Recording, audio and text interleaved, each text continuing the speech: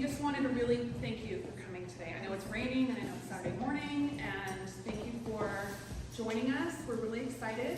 This is the first meeting of the Friends of Peters Pond group, and the whole purpose of our meeting is to just talk about why we came to be, why we think we need a group, and then we're going to be hearing from our wonderful Dave Mason, who is going to be giving us some thoughts this morning. If you don't have coffee, tea, get up and get it as we go. There's no formality, so don't worry about disrupting anything if you need a refreshment. The restrooms are in the front of the building, just so you guys know. And so that's it. I'm Nancy Horn. I live at the south side of Peters Pond, and I've been coming ever since I was very little. My grandparents had a cottage there, and now we are full-time residents. And this is my friend Chris Dennis. Hi. And we've been friends since we were very little. So we're very excited to do this together with all of you. Yes, thank you. Thank you, Nancy. Yeah, I'm Chris, and I also have property on the south side of Peters Pond. And like Nancy, I've been coming to Peters Pond since I think practically since I was born. Started over at the campground. My family camped over there, and then my parents ended up buying a cottage in 1967. So we've been here quite a long time, and we're really happy that you all decided to come out, because I think everyone here cares about the pond. If you didn't care about the pond, you wouldn't be here, and we care mostly about the health of the pond.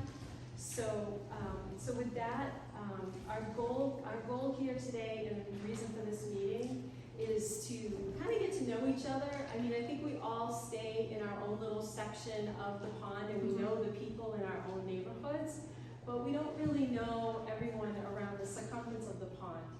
So, so I think one of the nice things is that we can all kind of just get to know each other and have a same interest and mission in pond health. And that's basically the mission of everything here is pond health. And the other big thing that we need is, Nancy and I are just two people. Yep. And we're just neighbors and friends. Yeah, we're just two people. So in order to form a group, we really need a board. We need a board, and we need volunteers so that we can have a bank account and maybe even possibly become a nonprofit. So that if we have certain agendas that we want to, pay for extra testing or flyers, we want to have a website that needs a domain name, and there's fees and that kind of thing, just operational expenses that go along with having a nonprofit business. So I really want you to just kind of consider if you think that there's a way that you would like to serve either in a leadership position or even just volunteering in some way. And we're going to have some really fun, easy ways that you can volunteer that we're going to talk about later in the program, and even ways that you can help just as individuals, our own individual habits that we can work on to help keep the pond healthy. So I just want to thank you guys all for coming here. And of course, one of the big topics that happened last summer was the cyanobacteria. Do you guys remember that? Yeah. We woke up one day and it was all of a sudden cyanobacteria bloom in Peters Pond, and lots of information about where it was, what happened, should we swim, should we not swim, what about our kids and our pets. And so that's kind of what started this whole idea of gathering together as a group. Exactly. And so last year it was like everyone was trying to learn about cyanobacteria, and there's a lot of different information, and people, I think, were confused about understanding this really tricky algae. It's not a simple it's not a simple thing like, okay, there's E. coli in the water, that's an easy test. Cyanobacteria is a little bit more complicated than that. So Nancy and I didn't want to try to broach that subject exactly on our own, so we asked Dave Mason if he would join us for this meeting to just help us understand how complicated cyanobacteria is and how we can test for it and good things that we can do to prevent it. Maybe there's ways that we can prevent a bloom from happening. Peters Pond has been so crystal and such a beautiful pond. It's probably one of the nicest on the Cape, and I think we all know that in our hearts, that it's probably one of the cleanest and the nicest on the Cape. And to feel like now even our pond is, I don't want to get emotional, but even our pond is now becoming a victim of that, is just something that we feel very passionate that we should as a group collectively learn and then also preserve and protect. So we're going to turn this over to our local expert, Dave Mason. If you don't know Dave, Dave is the Sandwich Board of Health Director. He's generously donated his time to come here this morning and to talk to us about the cyanobacteria on the pond and other things that may be threatening the pond and what we can do about it and work together as a group. So, yeah. Thank you, Dave. So let's give him a hand. So much.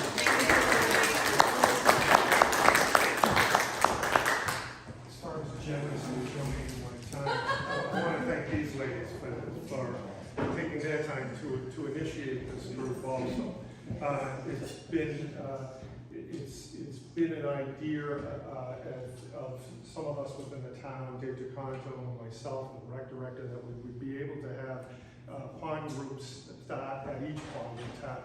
To have a friends of each pond. I happen to have a camp up in Maine, and Maine has a very good program up there as far as a lakes action group in which they have very similar, and I've been watching that to try and monitor it off of that type of program in order to get people involved, educate people, in order to keep the resource in the quality that they're used to, so we're not seeing it degrade. And what I speak to as far as a resource degrading, I point to a few ponds in Mashpee. I mean, everybody has seen that as far as St. Tuit and a couple other ponds in which the pond health has declined, and due to a level of density of development, the type of pond, biology of the pond, nutrients in the pond. But and every pond is different, but there's very similar impacts to all the different ponds, to all those ponds on the Cape. So, as far as bringing to light last summer, yeah, that was a fun one. What you think one way or another, coming off of a winter of COVID, thinking, oh, I'm going to cruise through the summer, it's going to be kind of cool. And then all of a sudden the phone's ringing off the hook, because actually what happened is the APCC was out sampling. Saturday morning, I'm having a coffee, sitting in the sun, enjoying it, and my wife is looking on social media and says, what's up with Peters Pond? I'm like, what are you talking about? It's in the red. I'm like, what do you mean it's in the red? What's in the red? And so it took that all of a sudden I was notified that way, and it took 5 hours of call, 8 people within the town to find out what was going on, what the deal was, to communicate, because we weren't communicated about the notification associated with the pond, and it went running from there, at that point. And a lot of the other towns have had similar issues. The work that the APCC does is good. I think they bring a lot of things to light. There's some issues that need to be addressed relative to communication and announcing information. There's 2 types of information associated with cyanobacteria. One is the Mass Department of Public Health that has a level of public health concern, and then there's the APCC system. And they're 2 different things. And right now, all the boards of health and health departments on the Cape are working with APCC and Mass Department of Public Health to come to a common determination as far as what warrants a warning and how we proceed with that. Because what had occurred that morning, I described, had occurred in other communities also, which isn't the best way to start a relationship, nor to communicate something of that was, how it was communicated. And there's a way to do it and a way not to do it. And I think there's a calm approach to it, and there's a, run the red sirens approach also. And so we're working with them. I have a couple of meetings coming up. I will, the results of those I'll share with Chris and Nancy, so that information can be disseminated to those who are interested in this group. And the meetings are specifically with the state Mass Department of Public Health and local public health as far as working on the cyanobacteria. One of the biggest things we had entered into a contract with APCC last year to do the sampling for us and whatnot, and so we're reviewing that contract for this year. We're also looking into other means of doing it ourselves. I've become recently aware that there's actually Ohio State has developed a handheld unit for testing for cyanobacteria, which would be a benefit on the basis of we're not waiting, almost 48 hours for results to come back. It's something we could do immediately. In between testing last year, I had actually, with Guy Boucher, the rec director, and the lifeguards, we had trained the lifeguards last year on all the ponds because they're an eye that is there every day, seeing what's occurring in the pond. So we used them to keep track of what was going on daily relative to temperature and wind direction also. So just a quick thing, if you're not aware, I'm really kind of pushing it with our office also does the bathing water quality, and once a week we're required to go out and test for bacteria in the ponds and in the ocean. And if there's a closure level, and we have yet to have to close any of those, and when we test the beach, we actually, the beach is what gets closed, not the entire pond gets closed, and for E. coli. And granted, it's not a perfect system. I always tell people, you're grabbing a Dixie cup of water, and it's supposed to represent everything that's going on. It doesn't. It gives you an idea that something's up and warrants looking into it further. But the same with cyanobacteria. When they're testing cyanobacteria, the thought is, well, the whole pond should close. Well, that's not true. And the Mass Department of Public Health has commented on that is not the case. The issue becomes with cyanobacteria is that one, where the blooms are occurring based on the prevailing winds, which you can pretty much predict down on Peters Pond every year. It's blowing into our beach, of course. Not your beach, but our beach. So we end up with We use the public beach. yeah, the public beach at Peters Those two Pond. directions. Yeah, the Peters Pond, as far as it's blowing towards Oak Crest Cove, so we ended up with a lot of closures there. But during the summer, with the wind shift, all of a sudden it was heading down to the other end, to Mashpee, resulting in the showing down there, and our beaches were open because it wasn't showing up there at that point. But as far as, I won't get into the nitty-gritties of the science, but one of the things that's worthwhile looking at is the town of Sandwich had all the ponds looked at in 2018 by a gentleman, Ken Wagner, who went out and analyzed and sampled all the ponds. And there's a story in here about Peters Pond that lays out the condition of Peters Pond. One of the things that's lacking with Peters Pond is the amount of data over time. But for the data that's given between early 2000 and 2018, between that you can already see a level of degradation associated with your oxygen levels in the pond, and I'll speak to how that affects things. But with regards to the cyanobacteria, it has a lot to do with nutrient impacts, water temperature, oxygen levels in the pond. And so, a lot of what can be done is looking at, because people always want to know what can we do immediately to change this. Unfortunately, it's not an immediate change. It's change that takes time. So, the things you can do is look at, the runoff into the pond. We will be working on roadway drainage ourselves. We're currently working on a project with Shawnee Pond, Upper and Lower Shawnee Pond, altering the drainage for having bioretention and giving it time, the nutrients time to filter out before they enter the pond. That project is in the design phase right now for those two ponds. And we'll be doing all the ponds in town actually as we go. But as far as homeowners and abutters on the pond, those where you have, the nutrients exist in the fertilizers that you use, the septic system that you discharge that you don't have a lot of control over, and I'll speak to that, and the exposure of soils, because there's nutrients in the soils also. So even when you have a cut that's going down to a pond, where you use as your walking path for years, that, as that degrades, if it's not kept up, provides outwash of nutrients into the pond also. And, that's why you'll have conservation get involved with regards to buffer zones out on the ponds and wanting stairs instead of paths going down or whatever they may be permitting at the time, but I know they do push for buffer zones there. So it's really identifying those areas that allow for direct runoff into the ponds, into the pond itself. I mean, the town is guilty of that. Over at Oak Crest Cove, where there's a boat ramp there, States where the boat ramp is there. So there's actions that we need to take also as part of addressing the work that's there. So one of the things I'll outline in this report is the oxygen levels in this pond.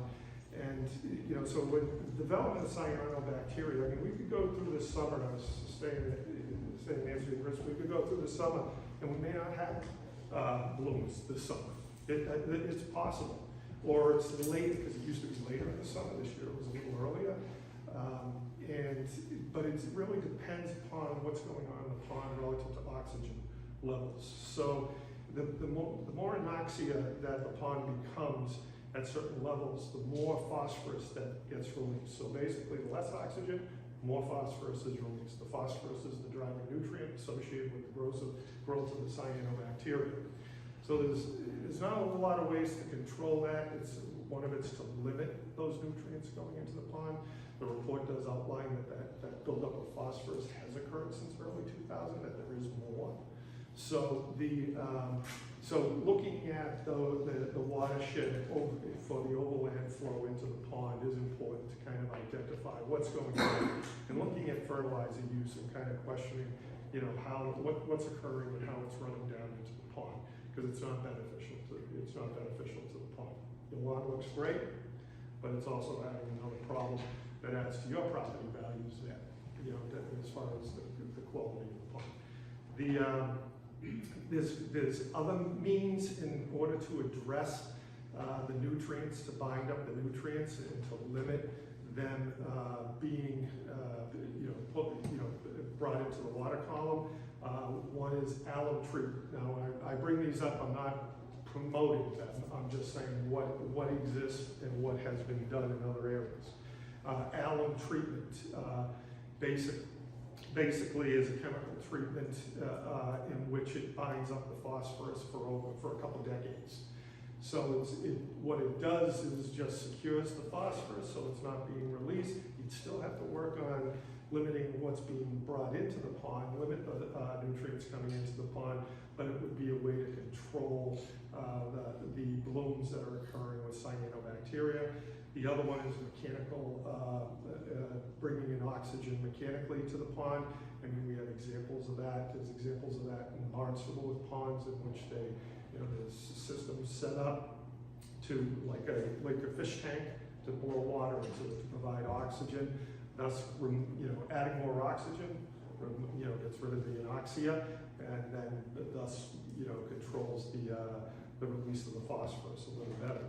So I know that in history, Snake Pond years ago, I think it's going back to the 60s, was treated with alum at one time because of growth in Snake Pond.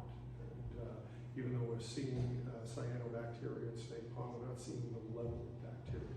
But alum is used as a lot of people use that as a band-aid. It's not really addressing the issue.